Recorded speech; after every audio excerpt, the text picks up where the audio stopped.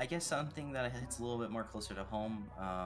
I'd love to play Katie again and Frogs again since they're coming back as a team. When I first I played on my little HP Pavilion laptop. We got that Oh no. 20 FPS. Oh no. Constant freezing.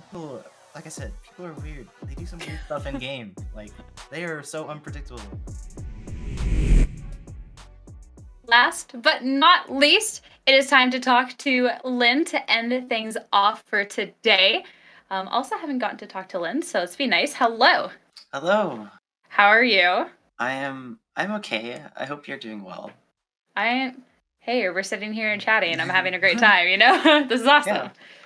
Awesome. So, start things off. You were the latest to join the team. It's Mhm. it's been a while. It's been since like July, but still joined a couple months after everybody else. Was it a smooth transition to the team? Did you know people beforehand? It was in the beginning for me personally, it was actually quite rough. I I don't know very many. I mean, I know a lot of people, but I don't have like a lot of close friends in the scene. And especially transitioning to a team, as you've met Carly and Hannah, they're all Fortnite players. Tyree's a Fortnite player. So getting used to the mentality difference, and how people see the game, how people think was very different for me because I come from. I mean, I didn't have competitive experience in Counter Strike, but I played Counter Strike heavily, and that's where my brain lies, and it's very different, and it was very hard for me, but I think it's been great, and it's helped me a lot personally with how I think of it because Valorant isn't Counter Strike, and that's probably the hardest thing Counter Strike players have coming over is thinking that Yeah. it's not Counter Strike. So it's definitely pushed me farther and helped me a lot. So I'm very thankful for that. No, that's awesome. Especially you're saying Counter Strike players. The biggest thing is, this isn't Counter Strike. Hear that consistently among people trying to swap Mhm. over. So that's definitely nice getting that different mindset from the other individuals when you started playing that. But you said you did Counter Strike. You didn't quite play competitively. What Mhm. pushed you to start competing then once you swapped over to Valorant? Well, I guess for Counter Strike, I played Counter Strike for like 4 years. When I first I played on my little HP Pavilion laptop. We got that Oh no. 20 FPS. Oh no. Constant freezing. And when I got my gaming PC and I came back to PC gaming, I played Counter Strike extensively. I didn't push very far, like in matchmaking. I played Face It a little bit, but Face It level 7 isn't great. It's there. It's just an average player. And but it was something I always wanted to do. Except with Counter Strike, it's very intimidating, Yeah. especially for the NA scene. It's impossible almost to make it anywhere. And then when Valorant came along, I was like, this game is just like the game I love, and I know I can be good at it, and I'm just gonna send it as far as I can and push it myself as hard as I can to do it. Ah, and that's awesome because you've obviously have made it here, right? Hmm. So then going over to the Valorant scene from the CS:GO scene, how was that even just community wise? As you said, the NA scene for competitive CS:GO very intimidating. Oh yeah. It's very different. It's they kind of traded toxicity for just people being weird. There's a lot of weirdos here. Like the stuff I see on my Twitter feed sometimes Oh is no. quite odd, but it's overall it's a lot better in my opinion. I enjoy it a lot more. I've kind of gotten to the point where I like Valorant more than I like Counter Strike, but it's Counter Strike is always a game that I'll go back to, and there's a lot of funny stuff that happens in matchmaking in Counter Strike, and the people that you meet are quite Oh yeah. quite the characters. But it's I don't know what to say. It's been nice. That's good. And then getting now into Valorant and being able to compete, especially in this upcoming season, how are you feeling about that? Nervous? Excited? Um, I think I'm excited more than anything because my original goals and dreams. I wanted to do something with video games in my life, whether it was content creation, streaming, competing. Competing was a little bit lower on my list, and then once I started getting into it, I've wanted to do it more and more, and I want to keep doing it for longer. So, I mean, this new season coming up, we're going to be playing a lot. We're going to be playing a lot more co-ed tournaments. There's a lot more incentive to do well. We have lands coming back. The where I was talking about the land at the end of the year for game changers, which I think is Mhm. an international. Everybody wants to get into that.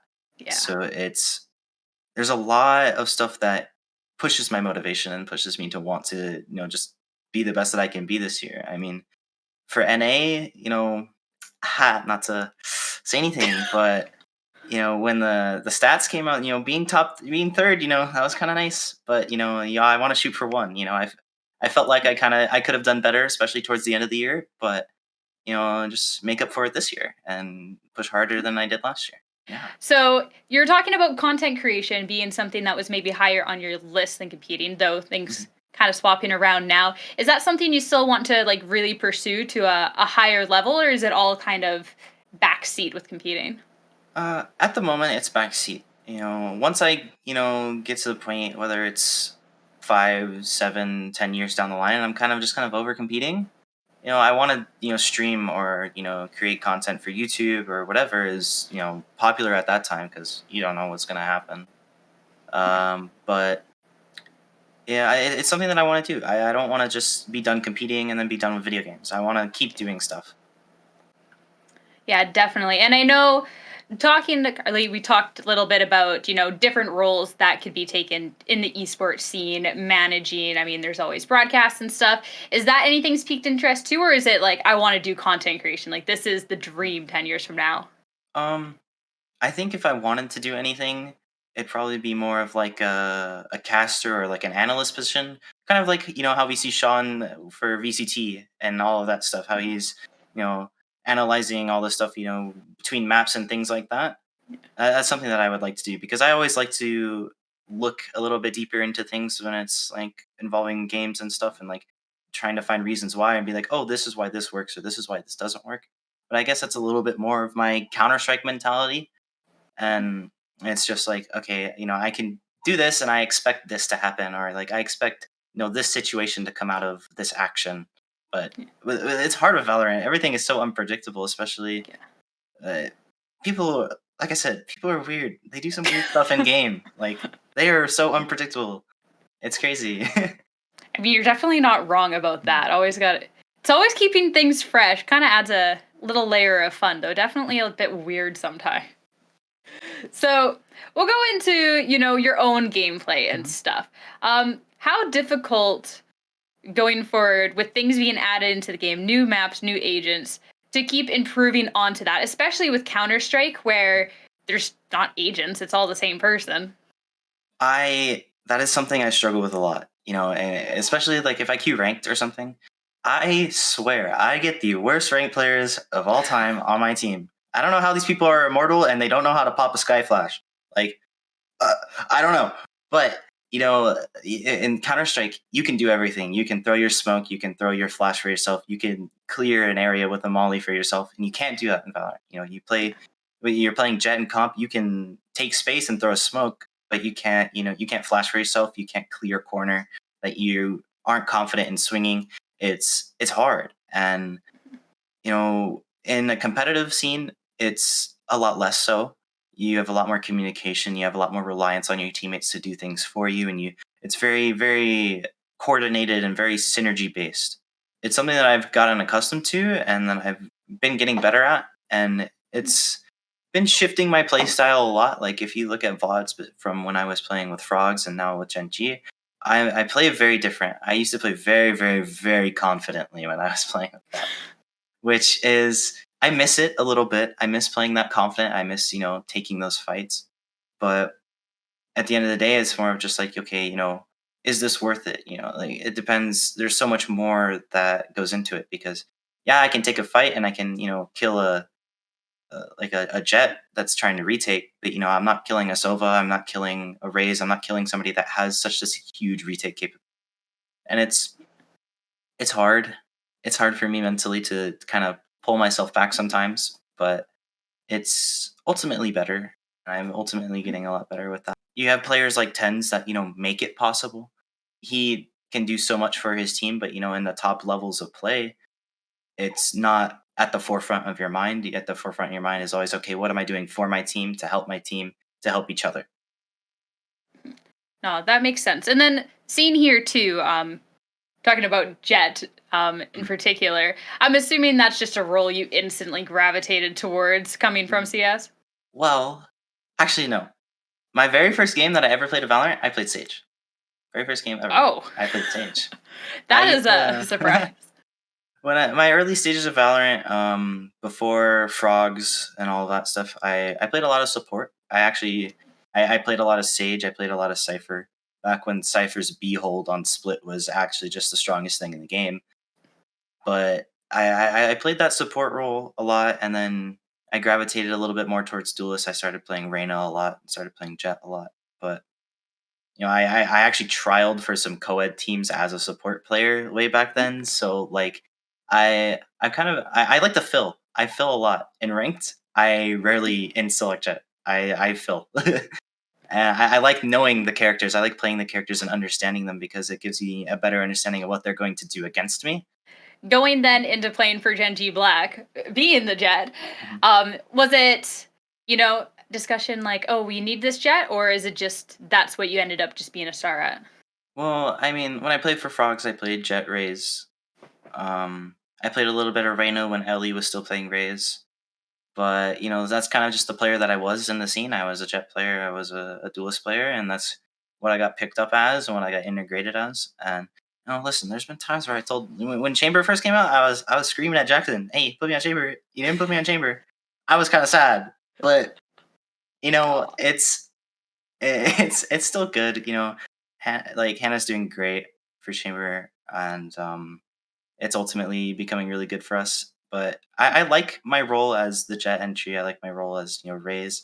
But sometimes I will admit, being a duelist player, being a jet player, and a race player, it's so boring. It's so Go boring. into that. How is it boring? Just doing the same kind of entry positioning? Well, I mean, fragging out, obviously, you won't think that is boring, but it's like, playing jet and playing race, it's like I'm not doing a whole lot. I mean, as rays, you do more than you do on jet. I enjoy rays a little bit more than I do jet. It keeps me like more, focused.